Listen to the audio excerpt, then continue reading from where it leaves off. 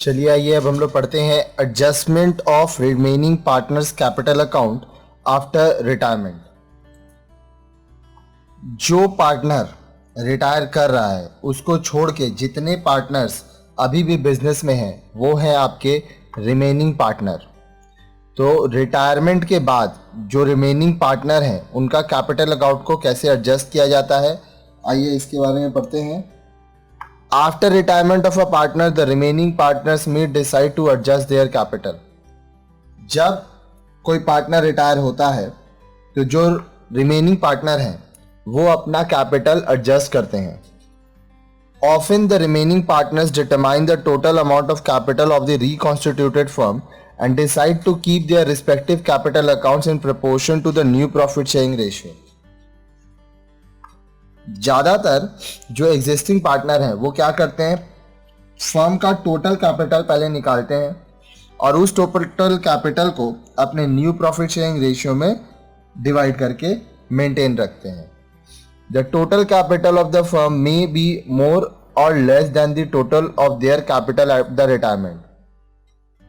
तो जो पार्टनर बचे हैं रिमेनिंग पार्टनर, उनका कैपिटल या तो ज़्यादा हो सकता है या तो कम in comparison to the new capital of the firm. क्योंकि पहले मान लो 3 लोग थे, अब 2 ही बचे, तो कैपिटल जो लगा है किसी का ज़्यादा लगा हो सकता है किसी का कम, क्योंकि हम लोग अब न्यू कैपिटल भी निकाल रहे हैं।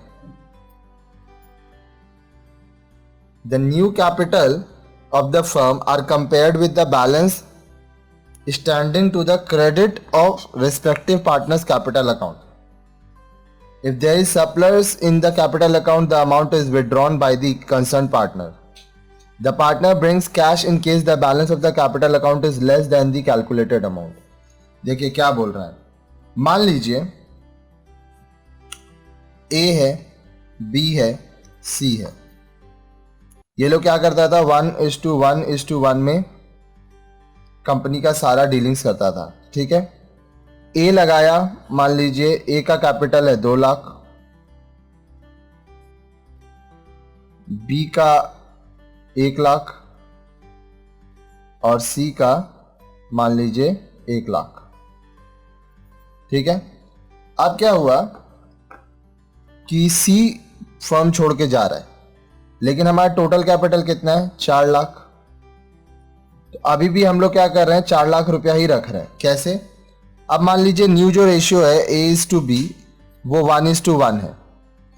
कंपनी बोल रहा है कि सुनो 1:1 में इस कैपिटल को बांट दो, तो A को कितना रखना चाहिए, 2 लाख रुपया और B को 2 लाख, ठीक है। इससे क्या होगा, जो नया कैपिटल है वो फिर से 4 लाख हो जाएगा फर्म का। A का हिस्सा होना चाहिए B 2 लाख और B का 2 लाख। ध्यान से देखिए, यहाँ पे ए का पहले से ही 2 लाख है, तो ए को ना कुछ लाना है ना वो कुछ निकालेगा। बी के पास पहले 1 लाख था, होना चाहिए 2 लाख, तो उसको 1 लाख और लाना पड़ेगा। तो कहने का मतलब जो ओल्ड कैपिटल है और न्यू कैपिटल है उसका जो डिफरेंस अमाउंट होगा वो भी हम लोग को एडजस्ट करना होगा। कैसे क्या है वो हम लोग समझ करेंगे, सब कुछ क्लियर होता जाएगा। देखिए illustration 8, Rupa, Sundar and Shalu are partners sharing profits in the ratio of 5:3:2। यही हमारा ओल्ड या एग्जिस्टिंग रेशियो हो गया, ठीक है। रूपा retired when their capitals were 46,000, 42,000 and 38,000 respectively। इसमें रूपा का 46,000, सुंदर का 42 और शालू का 38। पूरा का पूरा नाम लिखिएगा। After making all the adjustment on retirement, Sundar and Shalu decided to have a total capital of the firm 84,000 in the proportion 7:5. Calculate actual cash to be paid or brought in by each partner and make necessary journal entries. तो अब देखिए एक एक करके हम लोग करेंगे, पूरा का पूरा कॉन्सेप्ट आपको क्लियर हो जाएगा। बोल रहा है रूपा, सुंदर और शालू है 5:3:2। रूपा रिटायर हो रहा है, सुंदर और शालू ये बच रहे हैं। तो आइए सबसे पहले सॉल्यूशन में आइए। बोल रहा है कि जब रिटायरमेंट हुआ था तो सुंदर का 42,000 रुपया था, शालू का 38। अब ये लोग नया कैपिटल बनाए हैं 84,000, जो कि 7:5 के रेशियो में होना चाहिए। तो देखिए new ratio, Sundar is to Shalu 7:5, 7/12 is to 5/12। ठीक है, ध्यान से देखिए। न्यू कैपिटल क्या है 84,000। ठीक है, सुंदर का कितना होना चाहिए 84,000 का 7/12,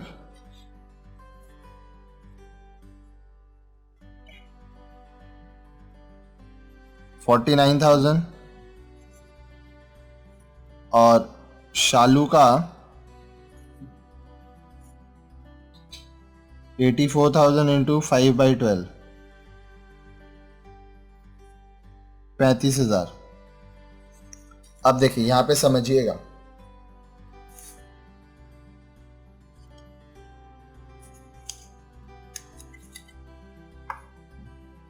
सुंदर की संख्या हुआ न्यू कैपिटल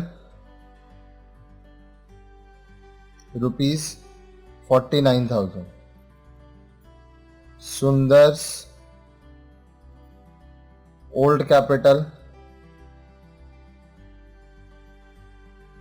42,000। तो देखिए इसमें क्या होगा 7,000 रुपया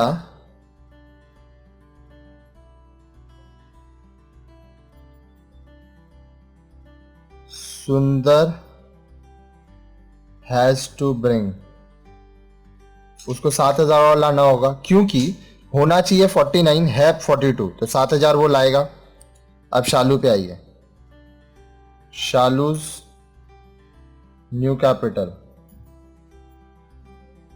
35,000, शालूज ओल्ड कैपिटल 38,000।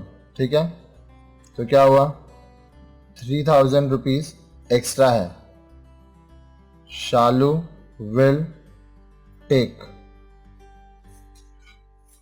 तो कहने का मतलब इसका होना चाहिए था 49 है 42, तो ये 7,000 लाएगा, इसका 35 होना चाहिए है 38, 3,000 ये निकाल लेगी। ठीक है, तो ये तो आपका स्टैंडिंग हुआ। अब हम लोग को क्या बोला, calculate actual cash to be paid और brought in by each partner. Sundar has to bring 7,000, Shalu will take 3,000। Make necessary journal entries. Journal entry बनाना है, तो जर्नल एंट्री बनाने के लिए हम लोग जर्नल का फॉर्मेट बनाएंगे। एक पेपर लेंगे,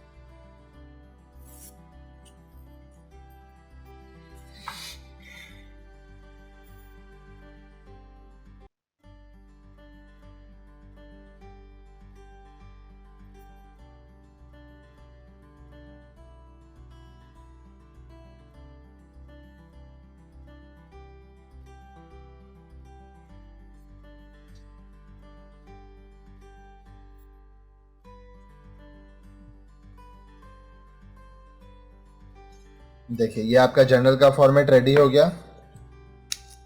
सम्स आपको क्या बोल रहा है, ये पैसा बैंक में आएगा, बैंक में आएगा, और ये पैसा बैंक से जाएगा। ठीक है, तो हम लोग इस दोनों का एंट्री करेंगे। कोई डेट नहीं है तो कोई टेंशन नहीं है। हम लोग देखो सबसे पहला बैंक में पैसा आ रहा है, हम लोग लिखेंगे बैंक अकाउंट डेबिटेड 7,000। कौन दे रहा है, to Sundar's capital account 7,000। Being the deficit amount, अब जो अमाउंट कम पड़ा उसको डेफिसिट कहेंगे, brought in by the partner. ठीक है, ये पहला केस हुआ। अब दूसरा सिचुएशन में आइए। दूसरे सिचुएशन में बैंक में से पैसा जाएगा, कौन पैसा लेगा? शालू लेगी। Shalu's capital account debited 3000 to bank account 3000 being